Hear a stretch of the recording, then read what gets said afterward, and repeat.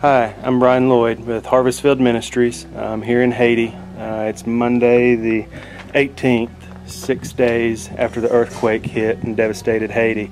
I'm now in Quake, which is in the rural mountains southwest of Port-au-Prince at one of our orphanage facilities. We work with a network of 22 different churches. About 18 of those churches have school facilities attached to them, and 5 of them have orphanage facilities attached to them. The first few days that we were here, we just spent some time trying to drive to each of the facilities that we could get to.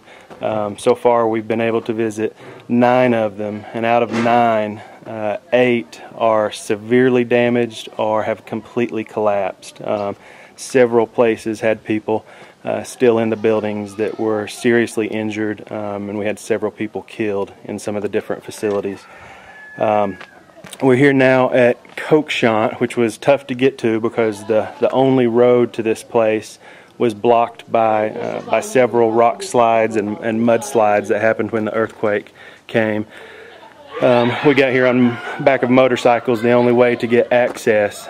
We're here now. This was one of our priority facilities because we've got a girls' orphanage, and the building had collapsed here, and so we had to come get here to check on them. Let me show you a few shots of the facility. Part of this facility is actually still standing, but it's extremely unsafe. Cracks and holes pretty much everywhere you look, stairs falling down. This is one of the classrooms. Again, this is the good part of the building, and it's definitely going to have to just be torn down and start all over because massive damage. It would never be safe. The school had just let out here about an hour and a half before the earthquake hit, thank God. Otherwise we would have had about 280 students. As you can see, there's the date for the chalkboard, January the 12th. It's a day that nobody in Haiti will ever forget. This part of the facility is the orphanage, which houses the girls that live here and the caretakers. As you can see, part of the building is still standing, although again, massive damage. And then as we move over, you see the part that has just completely sheared off, and that's the portion of the building that the girls' rooms were in. We did lose one. We did lose one precious little girl named Tanya, who was 4 years old. Was actually in the process of being adopted to the United States. She actually made it out of the building, but in all the confusion, they think she tried to go back in to get something, and she went over towards the front door, and that was when this part of the building collapsed and came down on her, and they were able to get her body out the next day.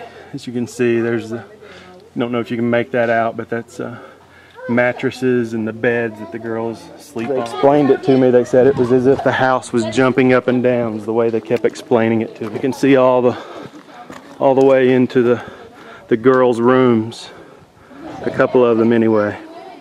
It's a pretty horrific sight. I don't know if you can tell or not, but there's still there's one of the little girl's baby dolls still sitting on a shelf.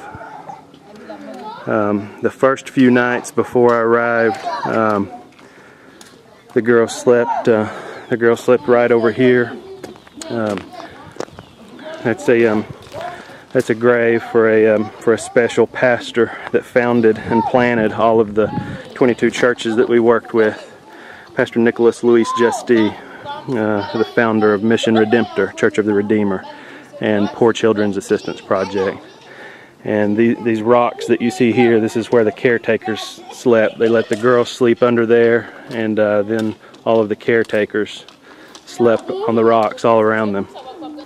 It's about 60 degrees right now at night, which for them is freezing temperature, so they're very, very cold. They had no blankets, just the clothes they were wearing. A lot of them didn't have shoes on, and they wouldn't go back in the building because of fear that the rest of it would come down. When I got here, me and one of the caretakers went in and grabbed as many blankets as we could and a few clothes, but it's still not near enough for them. But we're praying supplies are on the way. As you can see, it's just hard to explain the devastation. And this is where the front door used to be, and then inside there is where they had to climb in and remove little Tanya's body.